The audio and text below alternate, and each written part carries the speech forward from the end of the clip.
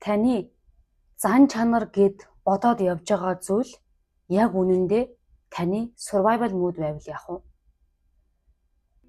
Угаасаа тийм хүйтэн зантай, угаасаа тийм муу хүн, эсвэл угаасаа ууртай хүн гэж байхгүй. Харин даалд ухамсар буюу тархин трауманы нөлөөллөөс болоод өөрийгөө хамгаалж сурсан, тарих өөрийгөө аюулгүй байдлаас хамгаалж сурсан хүн л гэж байдаг. Сайн байцгаана уу?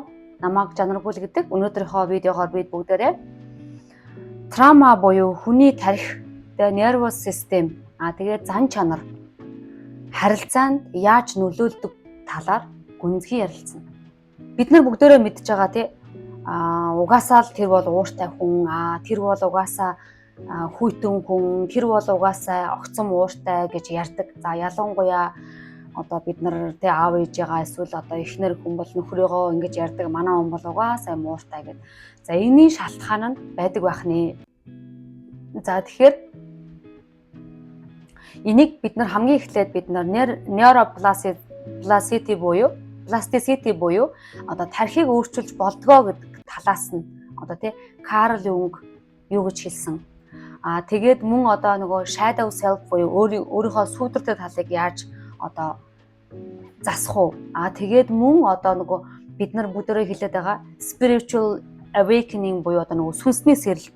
Тэгээд яаж даалд ухамсарыг програмчлах вэ гэдэг энэ дөрвөн зүйлүүдийн талаар бид нар яг бүр дэлгэрэнгүй авч ярилцах болно. Тэгэхээр энэ удаагийн хичээл бичлэг маань ерөөсөө нэг юм мотивац өгөх зорилготой биш. Энэ бол гүн яг шинжлэх ухааны үндслэлтэйгээр маш олон судалгаан дээр үндэслэж энэхүү хичээл маань бичлэг маань явагдах болно. Тийм учраас энэ бол зөвхөн нэг мотивац өгөөд өнгөрч байгаа зүйл биш байх болно. За хүн өөрийгөө ихэвчлэн зан чанаараа тодорхойлдог. Би угаасаа ууртай хүн. Эсвэл би угаасаа хүйтэн хүн. Би угаасаа муу хүн. Би угаасаа хангалтгүй. I'm not good enough гэд ингээд. Эсвэл би toxic. Би хүнийг хайрлах чаддаггүй гэд ингээд. Эсвэл би хүн хайр хүртэх ирэхгүй. Намайг угаасаа хүмүүс тоодгүй. Намайг угаасаа хүмүүс хайрладгүй. Би эсвэл зөвхөн мөнгө одсон хүн гэх мэтчлэн ингэж өөрийгөө тодорхойлдог. Гэхдээ сүүлийн үеийн сэтгэл судлал маань нэг ойлголтыг бол гаргаж ирсэн байдаг. За тэгэхээр тэн нь юу гэхээр хүний nervous system буюу тархин дээр тийм adaptation буюу тийм дасан зохицох зүйл байдаг юм аа. Тэгэхээр хүн альва нэг зүйлд хүний тарих хүртэл дасан зохицдог. За жишээлх юм бол та байнга л аюулгүй байдлыг мэдрээд байх юм бол таны тарих байнга юм аюулгүй байдалтай байсаар байгаад юм байнга юм байнга ногоон гэрлээ асаацсан юм шиг байнга юм сэргэг ийм өөрийнхөө survival mode асаагаад амьд үлдэх тийм төлөвд ороод ингээ байнга л нэг юм дайн тулаанд бэлэн байгаа юм шиг ийм мөдөд очдог байх нэ. Эсрэгээрээ тайван тогтун байхын оронд тулаан дайн тийм юмд юм бэлэн яг нөгөө дээр үед цэргүүд ингээд нөгөө бэлэн байдалтай дайны эсрэг байдаг шиг байдаг байхна. За энэ бол биднэрт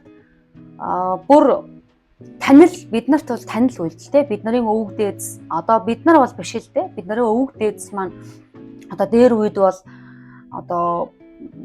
тэг овог аймгаараа амьдардаг байсан. За тэгээд хөдөө хээр талд амьдардаг байсан. За тэгээд тэр үед хүмүүс маань гинт огцом гинт чон гарч ирдэг. Магадгүй тэг арслан бар гарч ирнэ. Тэгээд энэ зүйлээс өөрийгөө хамгаалах амьд үлдэх хэрэгцээ нь илүү хангагдах хэрэгтэй байсан. Тэгээд тэр үед хүмүүс ерөөсөө нөгөө арслан бар чон юунаас ингээд цухтаагаад ерөөсөө амьд үлдэх гэдэг бол хүмүүсийн нэн тэргүүний асуудал байсан. За энэ зүйлийн ачаар хүмүүс орон байр барьдаг боллоо тий. Гадаа ингэж амьдрал овг аймгаараа ингээд агуу энтерд амьдардаг байсан бол хүмүүс өөрийн орон байрыг бэлддэг болсон. Ингээд хөгжөөд ирж байгаа. Тэгэхээр энэ зүйл маань тэр дээр үед тий чон одоо тэг амьд үлдэхийн тулд амьтнаас өөрийгөө хамгаалж ингэж survival modeтэй байдаг байсан бол өнөөдрийн бидний амьдралд тийм юм байхгүй тий.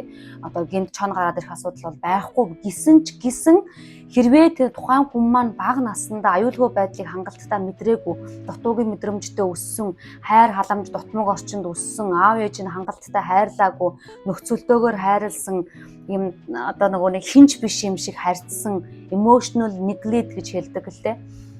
Эмоцийг нөгөө хайхрамжгүй хандсан, эмоцийг нь хайхраагүй, мэдрэмжийг нь тоогоогүй ийм үйлдэлүүдээс болоод өнөөдөр хүнд өөрөө ч мэдлэхүү хүний энэ байнга survival mode буюу одоо ногоон гэрлэн байнга ингээд улаан гэрлэн байнга асаад ингээд ийм бэлэн байдалтай болцоод байдаг юм байх нэ. Тэгэхээр энэ бол биднэрт сайн зүйлийг бол авчрахгүй. Энэ бол одоо маш их сөрөг нөлөөтэй. Даа ялангуяа зан чанарт сөрөг нөлөөтэй. Тэгэхээр түрүүний би бичлэгийн эхэнд хэлсэн угаасаа ууртай, угаасаа хүйтэн, угаасаа тийм тийм хүн гэж байхгүй. Энэ бол survival modeтэй хүн юм а гэж хэлсэн. Тэгэхээр бид нар энийг одоо таньж ялгаж тодорхойлж мэдээд үүнийг одоо засаж залруулахгүй бол хүмүүс үүнийг угаасаа л миний зан чанар угаасаа л би ийм ингэж төрсөн гэж бараг хувь тавилан гэж ойлгодог. Гэтэл энэ зүйл бол тийм биш ээ. Энэ бол таны nervous system дээр болоод байгаа тэр үйл явц байна. Тэгэхээр миний дотор буюу миний тархинд юу болоод байна гэдгийг мэдэж авах нь хамгийн чухал. Би ер нь яагаад ингэж байна? Би яагаад уурлаад байна? Би яагаад уурлахаараа юм аваа шидэд байна? Би яагаад уурлахаараа шууд өөрийгөө хамгаалаад байна? Би яагаад ингэж байна ингээд таны дотор юу болоод байгааг мэдэх нь хамгийн ихний алхам байдаг шүү. За тэгэхээр энэ талаар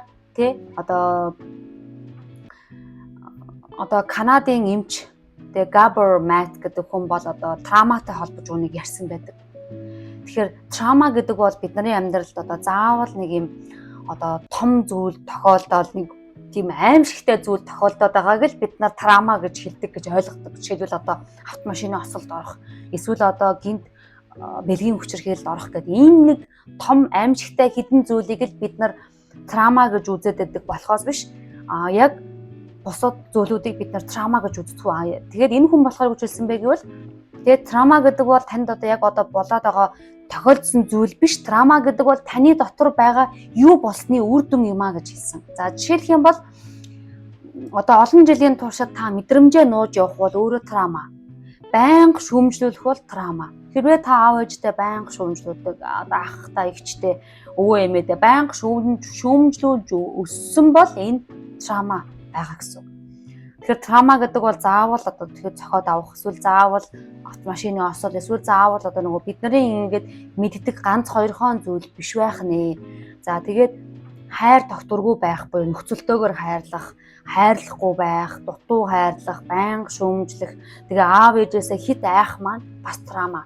Хэрвээ та аав ээжээсээ хит их айдаг бол энэ бас траума. Тэгээд аюулгүй биш гэрт өсгөн гэдэг бол бас траума. Аюулгүй биш гэрт өсдөг, аав ээж нь хоёроо хэрэлддэг, маргалддаг, орилж хашгирдаг ч юм уу, энэ бол траума. Тэгээд чи сул дорой байж болохгүй гэдэг энэ ойлголтыг өгөх нь бас траума. Тэгээ хүний emotionally ерөөсөө үл тоох гэдэг бол маш том траума. Энийг ерөөсөө хүмүүс ярьдаггүй. Үл тоох буюу emotional neglect гэж хэлдэг. Тэгээ мэдрэмжээрээ үл тоогдох. Ерөөсөө тэр хүн уйлж байна уу, тэг гомдож байна уу? Ерөөсөө тэг үл тоох хүүхдийн мэдрэмжийг ерөөсөө хайхрахгүй байх нь хүүхдэд өгж байгаа хамгийн том, хамгийн хор уршигтай траума байдаг. Харамсалтай нь ихэнх эцэг эхчүүд энийг мэддэггүй. Тэгэл энэ үйлчлэл гэдэг ингээд баг уйлж агаад өөрөө зүгээр болчдөг ч юм уу те. Нөгөө уйлсаар хүн болдог гэдэг ингээд мэдрэмжийн тоохгүй байх маа хүнд бас траума маш том траума, хүлээн зөвшөөрөө өгдөг траума, орхигдох траума, хүлээн үл тоогдох траума гэдэг энэ нэг ганц таны үйлдэлээс болоод зөндөө траума тухайн хүүхдэд суудаг. Харамсалтай. Тэгээд энэ траума тухайн хүүхдийн амьдралыг тэр хүүхэд хизээ тэр өөртөө эмчилгээ хийж мэрэгжлийн хүнтэй хандаж өөртөөгөө эмчилнэ. Тэр хүртэл түүний амьдрал дээр нөлөөсөөр байх бол. Тэгэхээр хүүхдийн тарих траумаг бол бага наснд авдаг те бид нар бүгдээрээ мэднэ. Тэгвэл хүүхдийн тарих бол том хүнийх шиг биш байдаг. Хүүхд бол логикоор биш.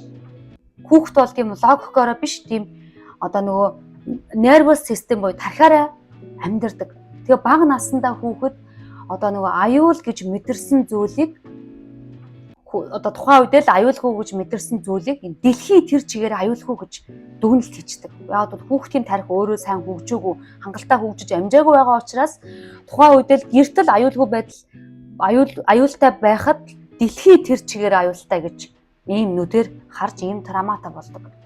Тэгээд насанд хүрсэн хойно тайван байж чаддаг. Тэгэхээр дэлхий тэр чигээрээ одоо аюулгүй, аюултай хүмүүс бол аюултай, хүнд итгэж болохгүй, би одоо өөрийгөө хамгаалахгүй бол намайг хинч хамгаалахгүй гэд ингээд тайван байж чаддаггүй. Тэгэхээр тайван байж чадахгүй гэдэг маань таны манифест биелэхгүй. Таны одоо хүсэл мөрөөдөл тань дээр ирэхгүй, та байнга энерги алдна. Ингээд та доогуур vibration хэлбэлцэлтэй явна гэдэг ингээд маш олон сөрөг нөлөөтэй. Тэгээд таны шинэ хэлээд байгаа affirmation, шинэ суулгаад байгаа програмууд ерөөсөө ажиллахгүй. Ягаад гэвэл таны nervous system calm down буюу тайван байж иж ажилдаг байгаа. Тэгэхээр ийм хор уршигтай. За тэгээд дээрээс нь одоо ийм төрлийн хүмүүс ихэвчлэн амархан уурладаг ийм байдаг. За тэгэхээр энэ амархан уурладаг нь болохоор ерөөсөө нөгөө тархин дээр аюул гэдэг ийм мод асаад, тархин дээр аюул гэдэг нөгөө багада автчихсан аюул гэдэг тэр мод нь асаад тэгээд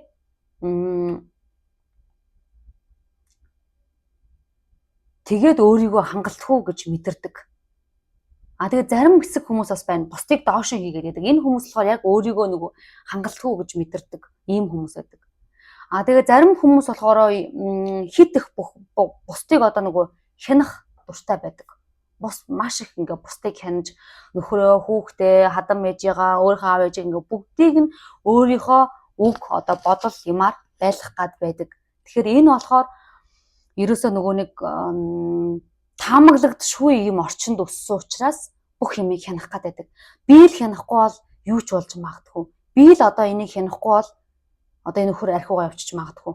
Би л одоо энэ хүүхдүүдийг хянахгүй бол энэ хүүхдүүд одоо бороо замаар ороод муу хүн болчих магадгүй. Ингээд бодоод байдаг. Эн чинь болохоор бага наснда та өөрөө unpredictable буюу таамаглагдаж болохооргүй орчинд өссөн тийм мэдрэмж авсан учраас өнөөдөр тэр мэдрэмжийгаа тийм үйлдэлээрээ гаргаад байдгаа гэсэн үг. Тэгэхээр энэ одоо маш чухал. Тэгэхээр энийг одоо Америкийн neuroscientist хүмүүс одоо энэ дээр одоо маш олон одоо юунуудыг тодорхойлолтуудыг шинж тэмдгүүдийг гаргаж өгсөн байдаг. За жишээлх юм бол одоо аюулгүйгээ мэдрэхгүй үед хүн ерөнхийдөө одоо нөгөө нэг аюулгүй байгаагаа мэдрэхгүй буюу safe байж чадахгүй. Танд ерөөсөө нөгөө safe гэдэг мэдрэмж төрөхгүй үед та байнгын fight flight moodтэй байна. Буюу тулалдахад бэлэн, тулалд тэгээд зүхт гэсэн ийм төлөв байдал байх нэ. За энэ бол байнга идэвхтэй байна. Одоо нөгөө ногооруулаад нөгөө wifi асааддаг шиг та fight flight буюу тулалдах, зүхтах гэсэн энэ модыг асаагаад одоо wifi асаадаг шиг асаачдаг гэсэн. За тэгвэл fight flight хоёрын аль нь танд байгаа вэ гэдгийг freeze гэж бас байдаг тийм. Fight flight freeze буюу 3F хамт явдаг. Fight flight freeze гэдэг 3F хамт явдаг. За тэгвэл fight буюу тулалдах ийм одоо mood буюу ийм төлөвөө идэвхжүүлсэн хүмүүст ямар шинж тэмдэг илэрдэг вэ гэвэл амархан уурладаг. Хит өрсөлддөг. Ерөөсөө хүн ямар нэг юмд хит өрсөлдөд байдаг. Хүмүүсийг дамгаалахыг хүсдэг. Тэгээд юмыг хянах гэж оролддог, контрол ихтэй. Ийм хүмүүс байх юм бол та fight буюу одоо тийм нэг тулалдах ийм хариу үйлдэлтэй хүн байна гэсэн. За flight буюу зүхтах ийм хариу үйлдэлтэй хүмүүс байдаг. За энэ хүмүүс болохоор байнга завгүй. Танд байнга завгүй гэж хэлдэг. Тэгээд төгс хийх гэж оролддог. Бүх юмыг төгс хийх гэж оролддог. Тэгээд амжилт хөөдөг. Тэгээд зогсвол аюултай гэж мэдэрдэг. Тийм учраас байнга завгүй байдаг. За тэгэхээр байнга завгүй байдаг, төгс байх гэж хичээдэг, амжилт хөөдөг, зогсох юм бол аюултай гэж боддог байх юм бол та flight буюу зүхтах хэв шинжтэй гэсэн. За freeze буюу одоо нөгөө хөлдөх ингээд энэ хэв шинжтэй хүмүүс маань ямар байдаг вэ гэхээр хоосон. Тэгээ мотивацгүй. Тэгээд ийм нөгөө нэг дотгошоогоо тэгээ ийм амьдралаас ийм холдсон ийм байдаг. Одоо амьдрал тасарсан дотгошоогоо гадагшаа гарах дурггүй ийм байдаг. Тэгэхээр энэ гуруула ийм ялгаатай байх нь. Тэгэхээр доктор Басил Вендар гэдэг одоо хүн маань ингэж хэлсэн байдаг. The body keeps the score. Буюу бидний бие бүх зүйлийг санаж байдаг. Та магадгүй бага наснда зөндөө трама, зөндөө одоо нэг уйлах үедээ уйлж, инех үедээ инээж ингэж өслөө тий. Бид нар одоо нэг багада трама авж илаа гэдээ өчхгүй ямар ч хэлсэн ингээд хүн болно тий. Гэхдээ энэ ерөөсөө хаа нэг тишээгээ алга болоогүй. Энэ таны бие дээр хадгалагдаад үлдсэн байгаа. Тэгэхээр энэ траманы хор уршиг, энэ траманы бүх зүйл таны бие дээр хадгалагдаад үлдсэн байгаа. Тэгэхээр бид нар логикоор чи өнгөрснөө мартсан гэж боддог. Гэхдээ бид нар бол ерөөсөө өнгөрснөө мартаагүй. Бид нар зарим нь бол яг уу ингээд байнга санахгүй байсан ч гэсэн бид нарын body буюу бид нарын бие, бид нарын даалт хумсар буюу nervous system хизээч тэр өнгөрсөн давсан шарахыг мартдаггүй байх нэ. Тийм учраас энэ ховсын хэмжээлгээнд орох, өөртөөгөө ажиллах, өөрийнхөө бага насны травмагаа эдгээх нь чухал. Тэр травмагаа эдгээхгүй байлаа гэд би одоо нөгөө өгчөөгүй байна гэд яваад лж болохгүй байх нь тий. Нөгөө идрэгийн нэг тийм юун дээр гардаг штэ. Идрэгийн нэг тийм одоо нөгөө комеди дээр ярьдаг штэ. Нөгөө монголчууд өгчөөгүй л бол нэг тийм хүнд гай болсонд тооцдгүйгээд тэгдэг яг тэрнүү шиг тий. Өгчөөгүй л бол одоо тэр травмаг одоо эдгээх, мэдгээх арга хэмжээ авахгүй тий. Заавал тэр одоо тийм хэмжээнд очиж авах хэрэгтэй юм шиг ийм байдлыг ер нь бид хэд одоо ер нь ялангуяа монголчууд бид хэд бол ийм байдлыг их гаргадаг юм байна. Тэгэхээр энэ бол тэгэхгүй бид нар одоо байнга өөрийнхөө дотор мэдрэмжийг одоо надад юу болоод байна, миний амьдралд юу болоод байна гэдгийг байнга одоо анализ хийж ингэж харж байх ёстой байх нэ. За тэгээд бид нарын одоо хэрвээ та травмагаа эдгээхгүй л бол бид нарын бие одоо энэ трама дуусаагүй байна. Энэ аюул дуусаагүй байна гэж боддог. Тэгэхээр тэр аюул бол яг үнэндээ 7 наснда тий таны бага наснда аав нь одоо цогтуу ирээд агсан тавиад таныг айлгаад тэр үед трама болоод өнгөрчихсөн. Та өнөөдөр магадгүй 40 настай тийм үү? Тэгвэл өнөөдөр 7 наснда 40 настай хэрэг 33 жил өнгөрчихсөн байна. Гэтэл та 33 жил трамагаа эдгээгүй учраас таны nervous system аюул дуусаагүй байна гэж боддог. Нөгөө дайн дуусаагүй байна гэж боддог. Тэгээ байнга нөгөө нэг улаан гэрлээ асаагаад ийм аюулын мүүдээ идэвхжүүлээл ингээ fight flight freeze буюу тулалдахад бэлэн байждаг бахан. Ингээд байнга энэ fight flight энэ тулаанд бэлэн байгаа мүүд чинь асаалттай байнга гэдэг нь эрүүл мэндэд болон таны зан чанар, таны сэтгцэд маш сөрөг нөлөөтэй. Энийг одоо маш олон тарих судлаач хүмүүс маань ярьж байгаа. Миний хувьд бас энэ сэдвээр би сүүлийн 4 жил би энэ сэдвээр судалж байгаа. Тийм учраас би одоо энэ ямар хор уршуу таардаг, үүнээс удаад ямар одоо сөрөг зүйлүүд ирдэг вэ гэдгийг бол маш сайн судалсан үнийхээ хувьд хэлэхэд ингэж олон удаан жил тарих таны трама дуусаагүй, таны аюул дуусаагүй гэж бодоод яваад аюулд бэлэн дайн тулаанд бэлэн явснараа таны зан чанар, таны сэтгц тэ сэтгцэн эрүүл мэнд, зан чанар, бие махбод таны амьдралд маш их хор нөлөөтэй. Тийм учраас өөрийнхөө трамаг эдгэн гэдэг бол маш чухал байх нэ.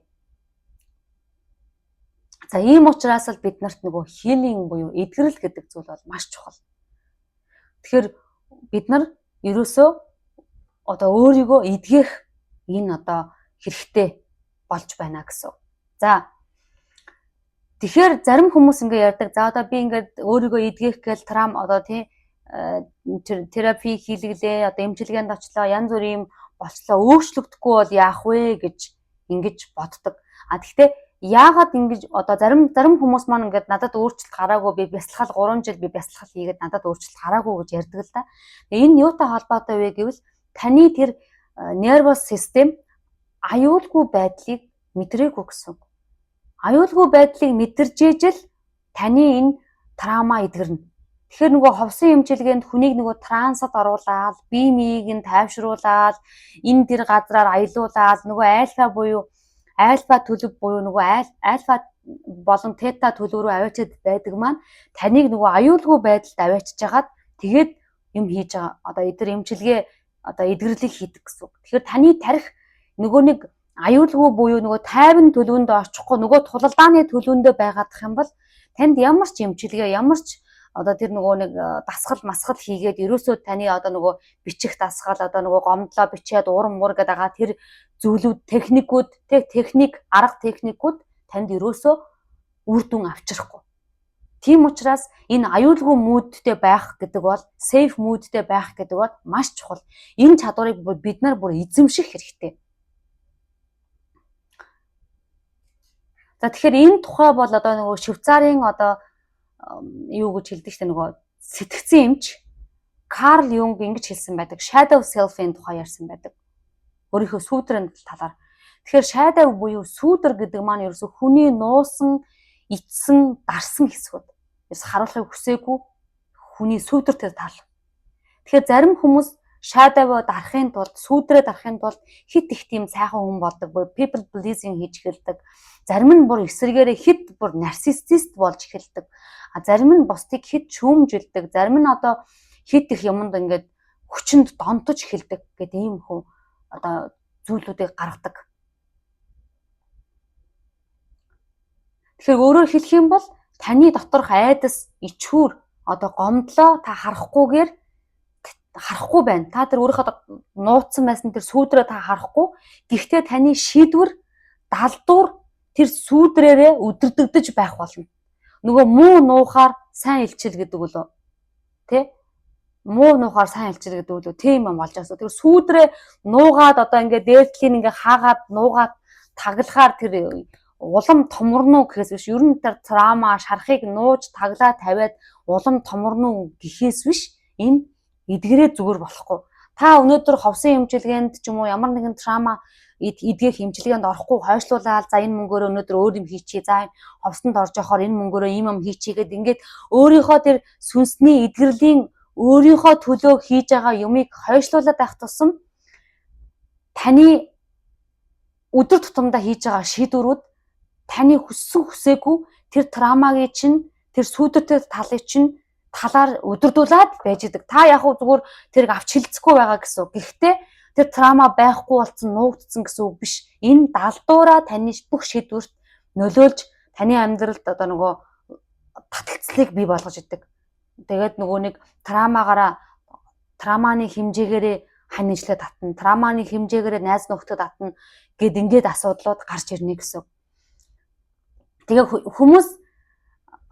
зарим хүмүүс болохоор өөрийнхөө нөгөө нэг toxic relationship буюу одоо нөгөө тийм хортой харилцаанаас гарч чаддаггүй.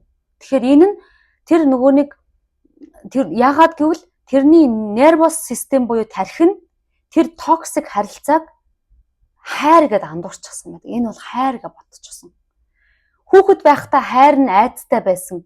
Эсвэл одоо хүүхэд байхдаа аюулгүй байдлыг мэдрээгүй учраас ижил төстөө мэдрэмжийг авч байсан учраас өнөөдөр түүнтэй ижил төстөө харилцаа буюу токсик харилцаа байгаад хахад түүнийг хайр гэж андуурдаг. Яагаад гэвэл тарих нөгөө түрүүн би хэлсэн adaptation буюу нөгөө дасан зогссон юмаа л зөв гэж боддог. Өөрийнхөө мэддэг юмаа л зөв гэж боддог. Тэрийг л татдаг. Тэгэхээр нөгөө хүүхэд байхад авсан тэр айдастай холилдож ирсэн тэр зүйлийг одоо нөгөө айдастай тэр хар бараан зүйл тэр аав ээжээсээ авсан тэр зүйлийг хүүхэд хайр гэж ойлгодог. Тэгээд насанд хүрсэн хойно токсик харилцааг хайр гэж андуурдаг байх нэ. Тэгээд энэ одоо токсик харилцаанд улам хүчтэй одоо нөгөө нэг татагдаж тэгээ нөгөө драма бий болно тий драма бөө одоо нөгөө олон ангит кино солонгос кино шиг юм болно. За тэгээд эцэс сүулдэ би яагаад ийм хүн юм бэ гэж хүмүүс өөрийгөө үзий ядаж эхэлдэг. Тэгэхээр энэ бол ерөөсөө л таны тэр тархинд болж байгаа энэ трамагаас үүдэлтэй байхаа. Тэгэхээр трамагаа эдгэн гэдэг бол зүгээр нэг мөнгө үрж байгаа эсвэл зүгээр нэг одоо завтай хүмүүсийн эсвэл одоо ийм хүмүүсийн хийдэг зүйл эсвэл заавал сэтгцэн өвчтөй хүн л ховсчин дээр ирдэг сэтгцэн өвчтөй хүн л одоо сэтгэл зүйчтэй, сэтгэл засалчдаар очдог юм биш байх нь. Тэгэхээр ийм одоо хэрвээ та одоо хүн болгонтой сайхан байх гэдэг бол энэ бас өөрөө трама байх нь тий. Фриз трама дотор түрүүн байсан. Хэрвээ та ууртай байдаг бол юмд амархан уурладаг бол амархан гомддог бол гэх түрүүн бид нар шинж тэмдгүүдийг хэлсэн шүү дээ. Энэ шинж тэмдгүүд бүгд байгаа бол танд трама байгаа буюу танд эдгэрлэх хэрэгтэй гэсэн. Тэгээ та эдгээхгүй арга хэмжээ авахгүй байна гэдэг нь энд та далдуураа өдөрдөгдөд энэ дээр энэ трамагаараа шийдвэр гаргуулад яг энийг нөгөө сүйдвэртэй болоод нөгөө сайн нуучихсан гэсэн үг. Тэгээ нуулаа гэдэг нь өөрөө идэхгүй тий. Түүнд зохистой эмчилгээг хийх ёстой байх нэ. За тэгвэл одоо эдгэрлэг юунаас эхлэх вэ гэдгийг харгая. Зөндөө ер нь маш олон одоо YouTube сувгууд дээр ер нь хүмүүс ямар нэгэн асуудлуудыг яриад өнгөрдөг. Гэхдээ яг яаж эдгэрэх вэ гэдгийг яаж гэдэг асуултыг орхигдуулдаг юм шиг санагддаг. Миний би тэгвэл яг одоо та нартай яаж тэгээ эдгэрлийг хийх вэ? Яаж тэр healing буюу эдгэрлийг эхлүүлэх вэ гэдэг талаар ярьж өгье. Тэр эхлээд бид нар awareness буюу ажиглах хэрэгтэй. Надад энэ зүйл байна гэж ажиглах хэрэгтэй. Өөрийгөө шүүхгүйгээр, өөрийгөө буруутгахгүйгээр, өөрийгөө одоо үзий ядахгүйгээр ажиглах хэрэгтэй. Яг одоо надад юу болоод байна? Би уурлахаараа яагаад ингэж аашлаад байна? Би яагаад юмд амархан гомдоод байна? Яагаад ер нь миний одоо эргэн тойронд ийм хүмүүс байна? Би яагаад өнөөдөр энэ хүний татаад энэ хүнээс удаад би ингээд ийм хань ижлээ татав? Миний аль тал энэ хүнтэй адилхан байна? Трамагаар татсан шүү дээ. Ижил ижлээ татсан. Яагаад гэд ингээд awareness буюу ажиглалт гэдэг зүйлийг байлгана. Өөрөөсөө асууна. Яг одоо би үнэхээр ууртай байна уу? Эсвэл би хайж байна уу? Би юунаас айгаад байна? Ингээд ажиглана. За тэгээд бид нар үүний дараа одоо мэрэгжлийн хүний тусламжтайгаар буюу ховсын эмчилгээ хамгийн хурдан одоо монголчууд хамгийн хурдан эдгэрэх юмд одоо хайдаг штэ. Бид нар хамгийн хурдан хэл сурахыг хүсдэг. Бид нар аль болох хурдан одоо эрүүл мэндээч байсан бие хурдан эдээхийг хүсдэг. Булчингаа ч гэсэн хурдан хөгжүүлэхийг хүсдэг тий. Яг тэрнтэй адилхан трамагаа ч гэсэн хурдан эдээхийг хүсдэг. Бид нар угаасаа тэгдэг. Тэгэхээр хамгийн хурдан эдгээдэг арга бол ховсын арга байдаг. Ягаад гэвэл сэтгэл заслын хамгийн хүчтэй хамгийн одоо хурдан далд тухамсарлуу нэвтэрч одоо энэ өнөөдрийн бид нар яриад байгаа тэр nervous system-ийг regulation гэдэг зүйлийг одоо хийж чаддаг эмчилгээ бол ховсын эмчилгээ. Тийм учраас би одоо ховсын эмчилгээг бол хүмүүст санал болгодог хамгийн үр дүнтэй арга. Түүнээс өөр аргууд бол байдаг л да. Жишээлбэл одоо art therapy буюу зурган эмчилгээ, за бясалгал байна тийм meditation байна. Тэгээд journaling буюу бичих арга байна. Ингээд тий shadow work байна, сүйдвэртэйг ажиллах арга байна, тэгээ mirror work гэх толтой ажиллах арга байна. Ингээ ажлууд байна. Гэхдээ бид нар өнөөдрийн хүртэл багаасаа цэцэрлэгээсээ бага ангиасаа өөртөөгөө ажиллах аргыг эзэмшээгүй, энэ чадварыг эзэмшээгүй, өөрийнхөө мэдрэмжийг ч асууж үзээгүй энэ одоо өссөн бид нарын хувьд бол ингэж өнөөдөр 30 40 хүрчээд гинт би өнөөдөр өөрийгөө эдгэн, өөрийгөө одоо тий nervous system regulation хийн энэ төр гэвэл тэр шиг худлаа юм байхгүй. Тэгснээсээ зүгээр мэрэгжлийн хүнд одоо нөгөө бид нар хувц аюулсан ч ойдлчин дээр авчиж өгнө шүү дээ тий. Ямар эмчэд авчиж өгөх биш. Би өвдвөл эмч дээр очино гэдэг шиг альва нэг юмны мэрэгжлийн хүн байгаа. Тэгэхээр мэрэгжлийн хүн буюу ховсын одоо сэтгэл заслын аргаар энэ одоо зүйлүүдийг эмчлүүлэх хэрэгтэй байдаг юм аа. Тэгэхээр хэрвээ та бүхэн маань одоо яг өнөөдрийнхөө миний одоо энэхүү бичлэгээс өөрийнхөө трамаануудыг олж тодорхойлж чадсан бол одоо алхмаа хийгээрэй. Зүгээр л би тийм траматай юм байна гэж мэдэх бол хангалтгүй. Хизээ бид нар акшн буюу үйлдэл хийн тэр үед үр дүн гарна. Зүгээр л мэдээл тийм ээ би тийм траматай тийм би ийм гэд яваад байх юм бол өөрийгөө хайрлахгүй хүсэр хайж байгаатай яг адилхан. Тэгэхээр мэдээж хэрэг ингэж тэгэхээр одоо мэрэгжлийн хүнд хандаж яг одоо доор комент өчиж бид нарын одоо би доор description хэсэг дээр одоо өөрийнхөө бид нартай холбогдох хаягуудыг бол тавьчихна. Тэгэхээр манай Орос эмчид нар дээр холбогдоод энэ хүү одоо nervous system regulation тэгээд энэ healing буюу эдгэрлийн одоо ховсуудыг бол авах бүрэн боломжтой буюу VIP ганцаарчилсан ховсыг авч өөртөөгөө нэг сайхан системтэй ажиллах юм бүрэн боломжтой шүү. Тийм учраас та нар маань description хэсэг дээр байгаа манай пэйж Facebook пэйж хуудас дээр дарж ороод ховсын эмчилгээний цаг авах бүрэн боломжтой. За ингээд цаашаа явах юм бол за ингээд бид нар одоо ховсын эмчилгээний тусламжтайгаар бид нар одоо нөгөө nervous system regulation гэдэг зүйлийг хийнэ. За энийг ингээд бид нар хийгээд ирсний дараа бид нар одоо юу яана? Бид нар энэ үйл явдлыг бид нар neuroplasticity буюу одоо тархи өөрчлөх, тархинд шин зам үүсгэх үйл явцыг бид нар одоо neuroplasticity гэж нэрлэж байгаа. Тархинд шин зам үүсгэх.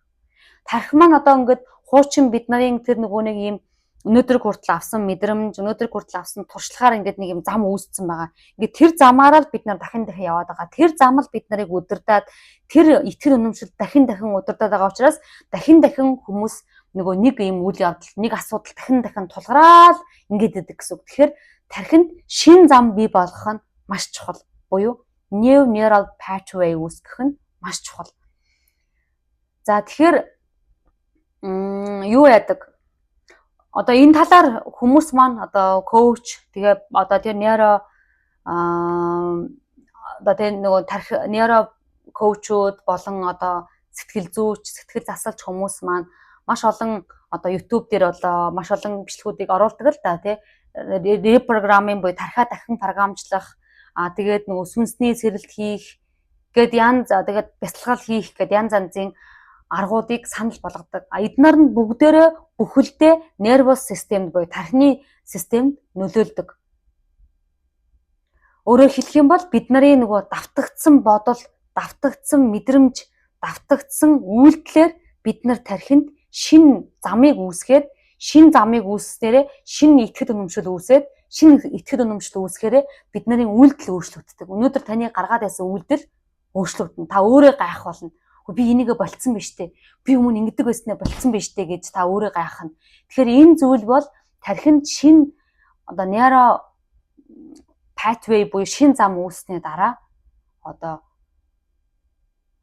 үүсдэг байх нэ. За тэгээ маш олон хүмүүс маань болохоор нөгөө нэг ингээд маш удаан хугацаанд эсвэл нөгөө нэг юм journaling буюу нөгөө бичих аргыг хэрэглэгээд, эсвэл маш удаан хугацаанд бясалгал хийх гээд, эсвэл маш удаан хугацаанд sound therapy буюу нөгөө дуугаар эмчилдэг штэ, дуугаар эмчлүүлэх гээд ингээд явсан байдаг. Зарим хүмүүс маань NLP гэж ярьдаг те, бас нөгөө нэг neuro linguistic programming буюу тийм бас байдаг. Ингээд янз янзын аргууд бол зөндөө. Энэ таны одоо энэ травмаг эдгэх аргууд бол зөндөө. Би болохоор хамгийн хурдан аргыг бол ховсын эмчилгээ гэж бол хэлнэ. Яагаад гэвэл хүнийг трансд оруулдаг. Тэгэхээр трансд оруулахаар бидний тархи маань одоо бид нар хэвийн үедээ бол бета төлөв дээр байдаг. Тэгвэл бетагаасаа бид нар трансын үед бид нар альфа дээр очдог байгаа. Тэгээ бүр гүн орох юм бол бүр тета дээр ч очдог. Тэгэхээр яг энэ үед бид нарын нөгөө далд хомсор нээгдээд бид нар нөгөө миний түрүүнээс хойш хэлээд байгаа аюулгүй байдлыг буюу safe гэдэг мүүдийг бид нар мэдэрдэг. Тэгэхээр бид нар одоо safe гэдэг мүүдийг одоо мэдрэхгүй явах магадлал маш өндөр байдаг.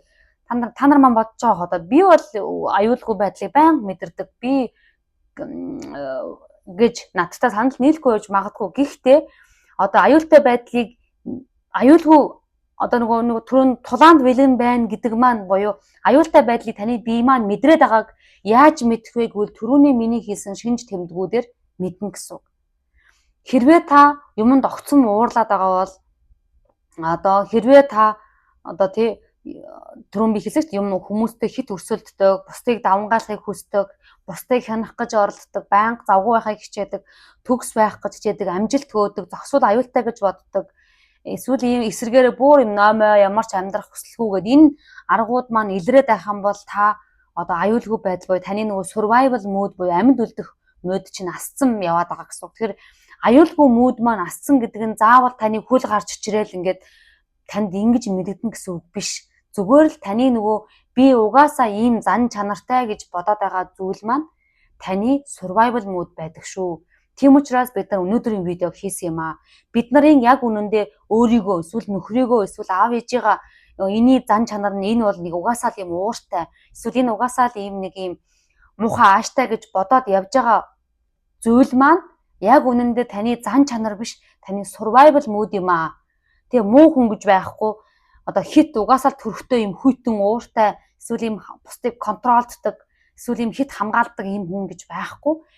Зүгээр survival mode-д амьдарч сурсан хүн гэж байдаг гэсэн тийм. Тэгээ survival mode-д яагаад асдаг вэ гэвэл энэ одоо аюулгүй байдлыг мэдрээгүй учраас нөгөө нэг бид нар өвөг дээдсээс нөгөө чон гараад ирвэл нөгөө өөрийгөө шууд зүхтах мод руу бид нар очдсон шүү дээ. Бид нарын даалт хомсор бид нарыг хамгаалах, аюулгүй байлгах үүрэгтэй. Тэгэхээр чон гараад ирэнгүүт бид нар яах вэ гэж бодоод зогсдгүй шүү дээ. Шууд л зүхтаадаг тийм. Бараг л секундэд л шийдвэр гаргаад зүхтаадаг.